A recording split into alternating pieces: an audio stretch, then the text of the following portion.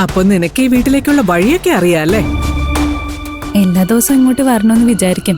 പക്ഷെ എന്ത് ചെയ്യാനാ, സമയം കിട്ടണ്ടേ.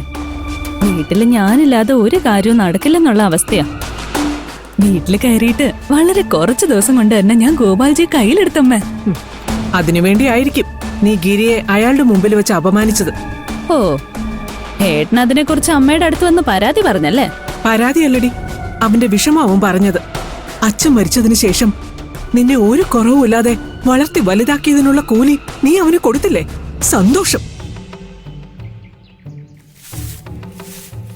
ഗിരിയേട്ടനെ അപമാനിക്കണമെന്ന് കരുതിയല്ല ഞാൻ അങ്ങനെയൊക്കെ സംസാരിച്ചത്.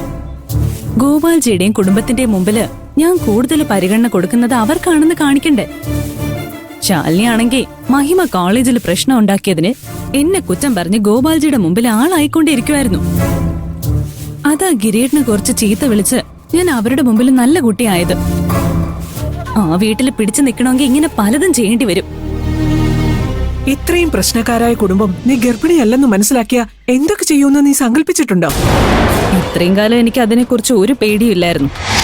പക്ഷെ ഇപ്പൊ കാര്യങ്ങൾ കുറെ കൂടി വഷളായി. അതെങ്ങനെ? ഞാൻ പ്രഗ്നന്റ് അല്ലെന്ന് മഹിമ അറിഞ്ഞു. ഈശ്വരാ, അതവൾ ഉറപ്പായും ഗോപാൽജിയോടും സഞ്ജുവിനോടും പറയും. അവൾ അങ്ങനെയൊന്നും ചെയ്യില്ല.